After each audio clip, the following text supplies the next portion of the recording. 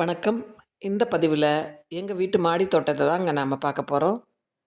எங்கள் தோட்டத்தில் இந்த ரோஜா பாருங்கள், ரொம்ப அழகாக இருக்கும். லெகர்ஃபீல்டுன்னு பேர். இது நிறைய பூக்கக்கூடிய தன்மையுடையது. இந்த செடி கிடைச்சாலும் நீங்கள் வாங்கி வச்சிடலாம். அடுத்து நம்ம எல்லாருக்குமே பிடிக்கக்கூடிய இந்த பன்னீர் ரோஜா பெரிய பெரிய செடியாக எங்கள் வீட்டில் இருக்குது. இப்படி தொடர்ந்து பூத்துட்டு இருந்த இந்த செடிகள் சில நேரங்களில் ஒரு சாக்கு மூட்டை மாதிரி இருக்கக்கூடிய இடத்துல வச்சிட்டோம். ஆனால் இப்போ நாங்கள் தோட்டத்தில் கொஞ்சம் ஒர்க்கு போயிட்டுருக்கு. என்ன ஒர்க்குன்னா, தரையிலேயே வைக்காமல் கொஞ்சம் தொட்டி மாதிரி கட்டி, ரொம்ப நாளாக செடிகள் தரையில் இருக்குது. கோகோபீட் கலந்து லைட் வெயிட்டு தான் வச்சுருக்கோம். இருந்தாலுமே ரொம்ப பல வருடங்கள் ஆயிட்டதுனால நாங்கள் அதை ஒரு தொட்டிக்குள்ளே வைக்கலாம் அப்படின்னு சொல்லி தொட்டிகள் கட்டிகிட்ருக்கோங்க. அந்த தொட்டிகளுக்குள்ளே வைக்கிறதுக்கு முன்னால் எப்படி கட்டியிருக்கோன்றத இன்றைய வீடியோவில் பார்க்கலாம். ஒவ்வொருத்தரும் ஒவ்வொரு இடத்திற்கேற்ற மாதிரி தொட்டிகளை கட்டுவதுண்டு. எங்கள் வீட்டில் ஃபுல்லாகவே நிறைய செடிகள் இருக்கிறதுனால மேக்சிமம் எல்லா செடிகளும் அந்த தொட்டிக்குள்ளே வந்துடுற மாதிரி கட்டலான்னு நாங்கள் ஆரம்பிச்சிருக்கோம். அதனாலேயே தோட்டத்தில் இருக்க செடிகள் எல்லாமே களைஞ்சி போயிருக்குதுங்க.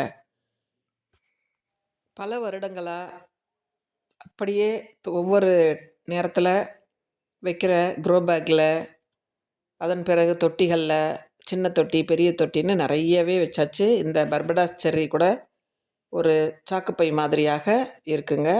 இதுவும் இந்த வெள்ளை நாட்டு ரோஜாவும் நாங்கள் தொட்டியில் வச்சுருக்கோம். நாம் மண்ணை கொட்டின பிறகு சுவர் பாதிப்பு வராமல் இருக்கிறதுக்கு டைல்ஸ் ஒட்டிட்டோம் பாருங்கள். இதுக்கு நம்ம காஸ்ட்லியான டைல்ஸ் ஒட்டணும்னு அவசியம் இல்லை. சிம்பிளாக கேட்டிங்கனாலே கொடுப்பாங்க. இப்படி ஆழமான தொட்டிகள் வச்சாச்சு. இந்த செடிகள் எல்லாவற்றையுமே இனிமேல் தாங்க மாற்றணும். நான் மாற்றிய பிறகு உங்களுக்கு மீண்டும் ஒரு வீடியோ கொடுக்குறேன். நல்லா ஆழமாக தொட்டி கட்டிட்டோம் பாருங்கள். ஃபுல்லாகவே டைல்ஸ் போட்டாச்சு. 2 பக்கமுமே 2 சுவர் பக்கமுமே போட்டோம். இப்படி இடையில் ரோஜா செடிகளுக்காக தனியாக போட்டாச்சு பாருங்கள். இது ரோஜா செடிகளுக்காக உயரம் குறைவாக போட்டிருக்கோம்.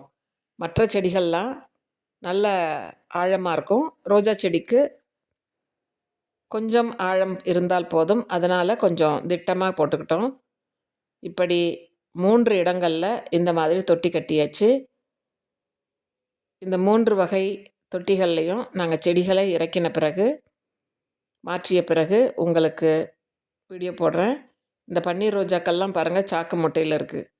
இதெல்லாவற்றையுமே நம்ம மாற்றணும். நல்ல பெரிய பெரிய செடிகள் நிறைய வேர் இருக்கும். அதனால் அதை மண் கொட்டிய பிறகு தான் நம்ம மாற்றணும். அப்படி மாற்றிய பிறகு தோட்டத்தில் ஃப்ரீயாக நம்ம நடக்கிறதுக்கு, வாக்கிங் போகிறதுக்கு எல்லாவற்றிற்குமே நமக்கு இடம் கிடைக்கும். அதனால் ஒரு காரணம், இந்த மினி ஆரஞ்சு கூட சின்ன தொட்டியில் தாங்க இருக்குது. அதுலேயே இவ்வளோ காய்ச்சிருக்கு. இது எலுமிச்சை. மினி ஆரஞ்சு, எலுமிச்சை இரண்டுமே பார்த்தீங்க, இரண்டுமே சின்ன தொட்டியில் இருக்குது. அதாவது 20 லிட்டர் வாட்டர் கேனில் இருக்குது. அதையும் தரைக்கு நம்ம அந்த தொட்டியில் மாற்றினோன்னா இன்னும் மேலும் நல்ல வளர்ச்சி இருக்கும். வேர் போக இடம் இல்லாமல் கூட இப்போ இருக்கலாம்.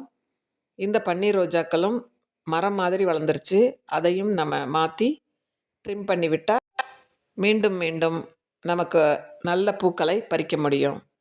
மல்லி, ரோஜா, அடினியம், சாமந்தி, காய்கறி செடிகள் எல்லாவற்றையுமே அங்கங்கே சேஞ்ச் பண்ணணுங்க. ரொம்ப நாளாக நினச்ச இந்த வேலை இப்போ தான் செய்ய முடிஞ்சது.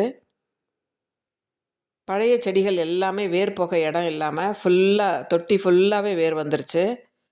அதனால் நாங்கள் இப்போ மாற்றியே ஆகிற சூழ்நிலையில் இப்போ இந்த தொட்டியை கட்டிட்டோம்.